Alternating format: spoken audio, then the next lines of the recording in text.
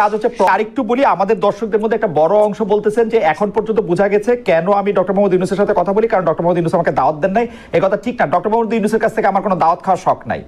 Doctor Mohammad Yunus তো আমাকে মানে উনার দাওয়াত আমি ভাই বড়লোক দাওয়াত, বড় দাওয়াতের দরকার নেই। আমি বলছি উনি আমাকে সাক্ষাৎকারটার জন্য আমি অনেক চেষ্টা করছিলাম, উনি আমাকে বাদে সবাইকে সাক্ষাৎকার দিয়ে বেড়াচ্ছে। প্রবলেম জিয়ায় রাখা, তারা এরকম একটা কিছু করতে চাইছে বলেও আমার কাছে মনে হয়েছে এনজিওর মতো।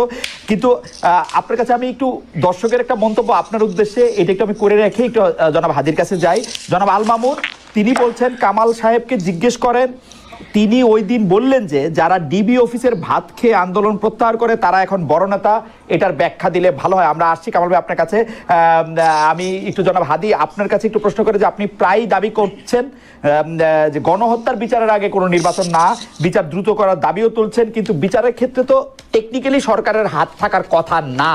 মানে আমরা তো ওই রকম ভাবে শেখ হাসিনা সরকারের মতো ট্রাইব্যুনালের নিয়ন্ত্রণ করবো ওরকম বিচার আমরা চাই না। বিচার প্রক্রিয়াকে আইন কানুন মেনে এগোতে হবে। তো সেই ক্ষেত্রে আপনারা বিচারের কতটুকু অগ্রগতি চান বা সরকার বিচারটাকে কিভাবে তাড়াতাড়ি করবে সেটা যদি আপনি বলেন, বা নির্বাচন কমিশন কিভাবে করবে। ওকে খালিদ ভাই, এখানে আমরা যেটা খুবই স্পেসিফিকলি বলেছি, যেহেতু এখন দেশ ভোটের ট্রেনে উঠে গেছে, এখানে আমরা খুবই ফাইনালি একদম বলেছি যে বিচার তো একটা লম্বা প্রক্রিয়া।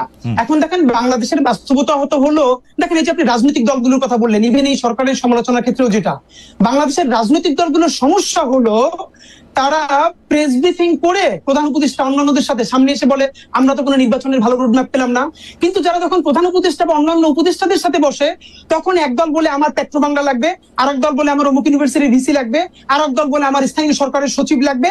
এই ভাগবটোয়ারা পরে যখন তার মন মতো হয় না, তখন বাইরে গিয়ে প্রেসার দেয়।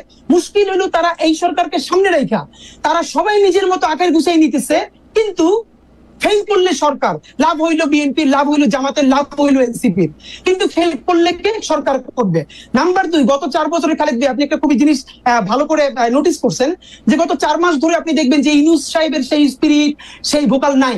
উনি মনে হচ্ছে যেন কোন একটা আপোষের মধ্য দিয়ে যাচ্ছেন, রাইট? এটা তো সত্য কথা। ওনাকে আমরা বলেছি যে দেখেন আপনার আলোচনায় বুঝে যায় আপনি, হ্যাঁ লন্ডন বৈঠকের পরে বোঝা যাচ্ছে যে আপনি আর্টিফিশিয়াল কথা বলেন, আপনি আনস্ক্রিপ্টেড বলতেন, আপনি স্ক্রিপ্ট দেখে বলেন।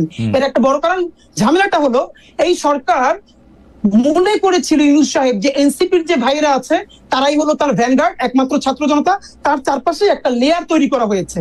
একমাত্র অল্প কিছু লোকজন ছাড়া আমি আপনাকে ইভেন বলতে পারবো পিলখানা কমিশনের মতো গুরুত্বপূর্ণ কমিশন, গুম কমিশনের মতো গুরুত্ব কমিশনের সদস্যরা 1.5 মাস ধইরা প্রধান উপদেষ্টার সাক্ষাৎকার পান না। আপনি ভাবেন এর মানে এমন একটা লেয়ার, মানে এবং আরো বলি আর্মি সেক্রেটারি ওনার সাথে যিনি আছেন সম্ভবত যে সচিব, তার ক্লিয়ারেন্স ছাড়া তার কাছে কেউ যেতে পারে না।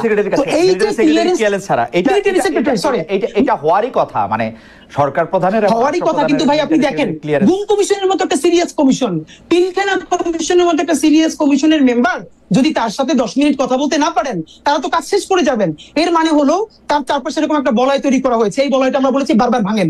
এই বলয়টা না ভাঙলে আপনি যেটা মাসুদ ভাই বলছেন যে উনি বাংলাদেশের মানুষকে চিনেন না, দেখেন উনি বাংলাদেশের মানুষকে চিনছিলেন বিধায় গ্রামীণ ব্যাংকে সফল করতে পারছেন।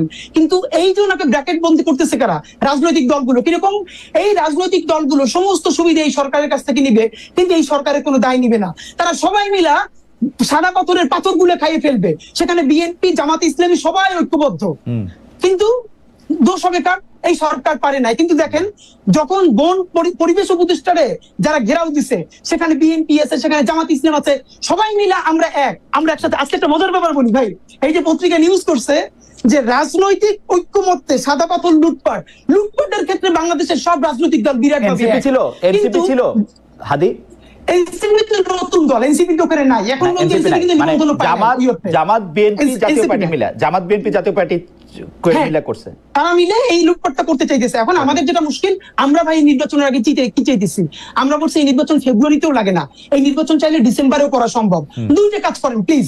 এক নম্বরে হলো এই বিচার তো লম্বা সময় ধরে চলবে, কিন্তু অ্যাটলিস্ট যারা একদম নির্দেশদাতা, আপনি তাদের কিছু বিচারের অন্তত আমাদেরকে দেখাই যান যে স্বচ্ছ একটা বিচারিক প্রক্রিয়ার মধ্য দিয়ে। কিরকম ধরেন আমি সর্বশেষ দেখছি যে সর্বশেষ প্রধানমন্ত্রী সহ আরো কয়েকজনের বিরুদ্ধে বিচার প্রক্রিয়া, সাক্ষ্য গ্রহণ শুরু হয়েছে।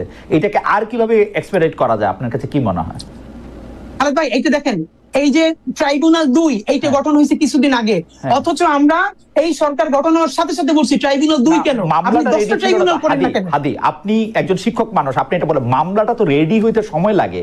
এইটা একটা এত বড় মামলা, আপনি যদি যেন তেন প্রকারে রেডি করেন, পরে সরকার আসলে বা অন্য কেউ আসলে, অন্য কারো বাজে ইন্টেনশন থাকলে এটা তো টিকবে না।